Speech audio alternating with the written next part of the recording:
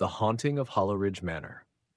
Hollowridge Manor stood at the edge of a small, secluded town, its dark silhouette looming over the surrounding woods.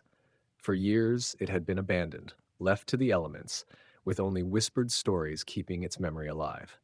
The townspeople claimed the house was cursed, a place where terrible things had happened, though no one could remember exactly what. Some said it was haunted by restless spirits. Others believed the house itself was evil, a living entity that devoured anyone who entered. When the Marlowe family bought the property, they thought they were getting a great deal.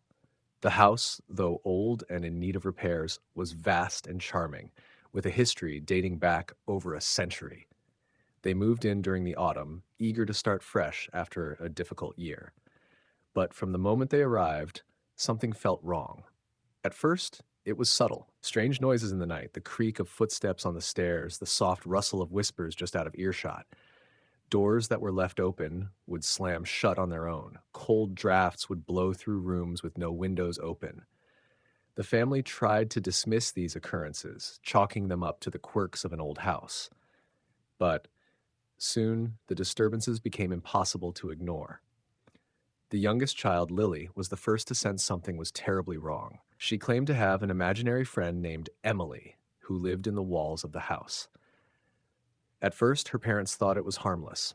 Children often invented imaginary friends to cope with change. But Lily's conversations with Emily grew darker. She would talk about the bad things that had happened in the house, things she shouldn't know, and mention shadows that moved at night. As the weeks went on, the haunting escalated.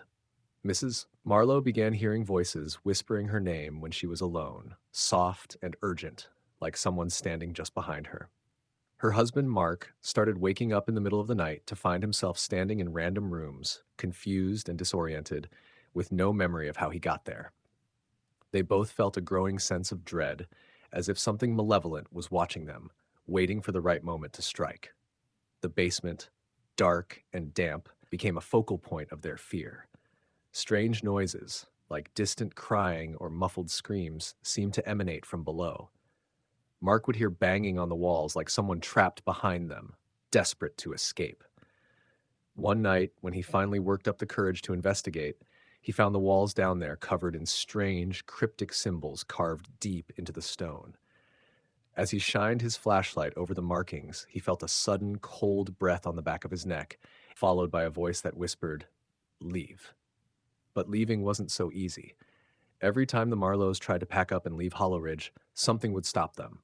Car trouble, sudden illness, or some other inexplicable force. It was as if the house wouldn't let them go. Lily's behavior grew more unsettling. She began to draw disturbing pictures. Dark figures with hollow eyes, standing in the shadows of the house, watching her family. She insisted Emily told her to draw them. Desperate for answers, the Marlowes sought help from a paranormal investigator, a local man named Jacob Green who had studied the history of Hollowridge. He revealed that the house had a dark past. Decades earlier, a previous owner had dabbled in occult rituals, trying to summon spirits from beyond. Instead, he had unleashed something far worse, a malevolent force that had taken over the house, feeding on the fear of anyone who lived there. Several families had lived in the house since, but all had left under mysterious or tragic circumstances. Some had simply vanished without a trace. The more Green investigated, the more dangerous the situation became. During one visit to the house, he was physically attacked by an unseen force, dragged across the room, and nearly choked to death before being thrown against the wall.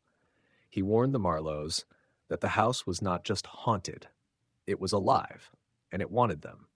Terrified, the family decided to make one final attempt to leave. They packed their things, ignoring the voices, the shadows, and the growing sense of impending doom. But as they tried to drive away, the engine stalled. The temperature in the car dropped sharply, and the windows began to frost over, despite it being autumn. The radio, though turned off, crackled to life, playing a distorted, eerie melody. Then from the back seat, a voice whispered, "You can't leave."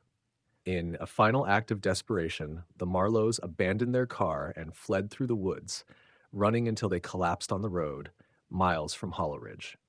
The house remained behind them, dark and silent, but they knew it wasn't over. They could feel its presence still watching, waiting. Hollowridge had claimed them, and though they had escaped, a part of them would always belong to the house. No one else moved into Hollowridge Manor after the Marlowes fled.